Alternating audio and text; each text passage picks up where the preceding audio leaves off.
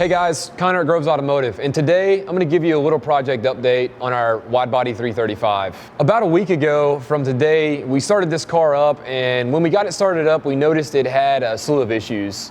There were a couple of fuel leaks where I had replaced, it's got some new hoses on the car, it's got a new port rail on the car, so we had some fuel leaks where I was just in a rush, buttoning things up super quick, and I overlooked some things. The car also had a decent size coolant leak. I knew the car was going to have some coolant leaks because I was testing out some fittings that are made by Beamer World, a company right up the road from me. And they're actually made for an S54 engine, but I used the aluminum casing, and I just had to play around with some O-rings to get the right size thickness in O-ring to make the seal off and prevent them from leaking anymore. So that was a few of the coolant leaks that the car was having. And in this week, what I've done is I've dedicated a few minutes to the car each and every day to fix these issues. And now these issues should be fixed. I think I have the correct size O-rings on the block-off plates. The car doesn't leak any more coolant, it doesn't leak any more ethanol, and basically this is an update on getting this car started and showing you guys what it sounds like and what's been done to it over this entire winter. So let's go ahead, let's jump in, let's get started and start the car on up.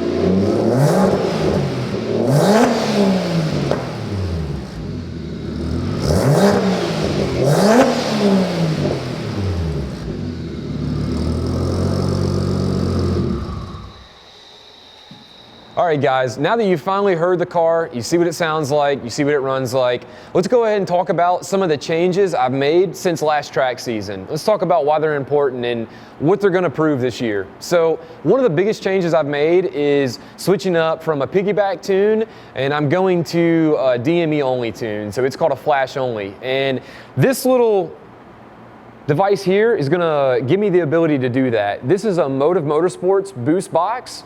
And in short, what it does is it hooks up to the factory wiring in the harness where it plugs into the boost solenoid, and this hooks up to the max solenoid that only single turbo users are going to have.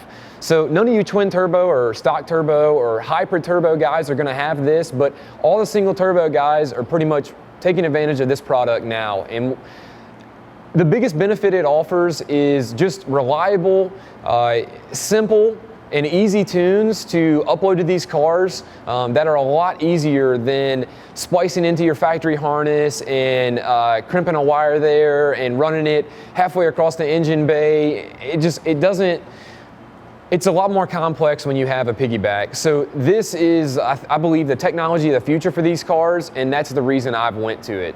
Now, as often as I want to change tunes, it's as easy as plugging my tablet into my OBD2 port, going through MHD, the software that I use, and uploading either an ethanol, which will be 100% E85 flash. That'll be the big power tune. That'll be the tune that probably makes 700-800 wheel horsepower. If I want to run pump gas, which is really good if I want to do any street driving, go on a cruise, that will make probably 450 to 550 horsepower. And like I said, it'll just be the click of a button on my tablet, and as easy as it is, it'll change the tune right over to pump gas from ethanol. In essence, the reason I'm switching to this boost box is because it should make life a whole lot simpler. Another thing I've done over the winter is I pulled all the hot parts off of the car. So the manifold, the turbine housing, the wastegate, the downpipe, the full exhaust, and I've ceramic coated all of those parts.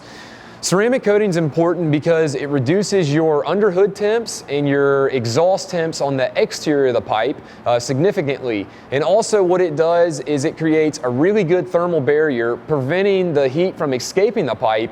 So it gives you more thermal energy, allowing the turbo to spool better, allowing the car to make better power, whole 9 yards there, while reducing the exterior temps from the pipes, which are better to keep your other fluids cooler, your coolant temps cooler, you know, your charge air temp cooler, all that stuff. That's the use, and that's the reason we did that there. Also, over these last few colder months, while the car has been pulled off the street and off the road and the track, we've taken this time and done some more interior weight reduction. So last year and last track season, most of you guys don't know this because I didn't have a channel at this point, but the car still had the heater core, it still had some of the interior, it still had a lot of the dash, a lot of the weight there, and what we've done is we haven't done physical weight reduction there, but we've prepped for weight reduction coming in the coming weeks. The next big part of the weight reduction we're going to do is a totally custom aluminum dash. We're going to pull the factory leather and composite dash out, which weighs a lot, and we're going to build a custom aluminum dash, and that'll give us the ability to put my gauges physically in a spot on the dash where they make sense for sight and visibility. They're not going to be drawing my attention down towards the shifter and away from the track or other opponents on the track. It's going to shave probably another 50 to 60 pounds out of the car. The factory dash is pretty heavy. The blower motor is still in the car right now. The front speaker is still in the car right now. I've got to get those parts off, and then it will take a lot of weight out right there. I'm going to retain the factory cluster. I'm just going to build a nice bevel and make it fit in the cluster where it looks OE, and then I'm probably going to paint the dash where it's going to be raw aluminum. I'm probably going to paint it like a matte black to where it doesn't have a glare. So when I'm on the track, it's not going to put a glare on my visor or in my eyes to where I can limit my vision when I need to drive. Now, moving on to the next big weight reduction project we're going to start is going to be a custom fuel cell. I'm going to build this out of aluminum. I'm probably going to fabricate it myself.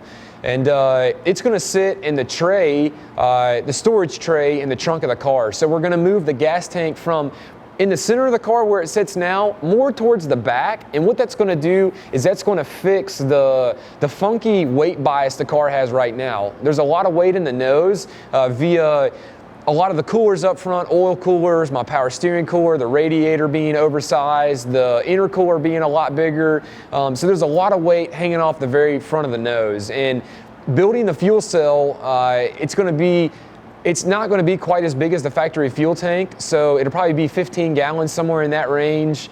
So we'll be saving some weight there physically, and also moving the weight farther towards the back and getting it out of the middle of the car is going to help the balance. It's going to help the weight bias. So where I have a bunch of weight at the very front, it's going to put weight at the very back and kind of balance the car out to where it'll be at the 50-50 line here. There'll be about 50% of the weight in the front and about 50% of the weight in the back, which equates to just a really well-balanced car on the track. It handles right. It's eager to do. It's eager to load up and steering in the front. It handles the way it should.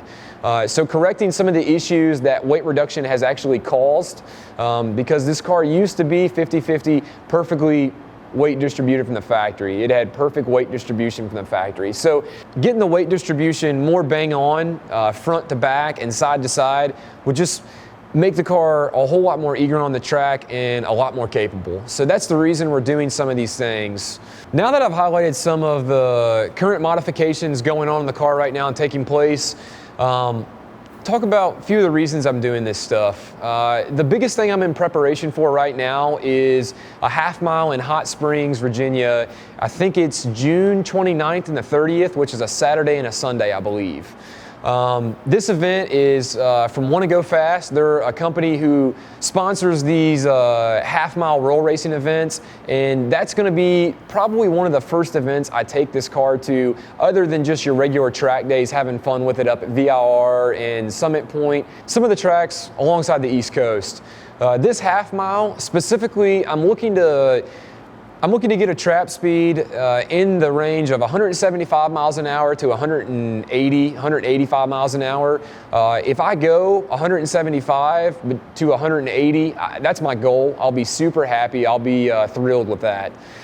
With the weight reduction and the weight I pulled out of the car and the power the car now has and the traction the car has, the car should pretty easily do that if I don't have any issues.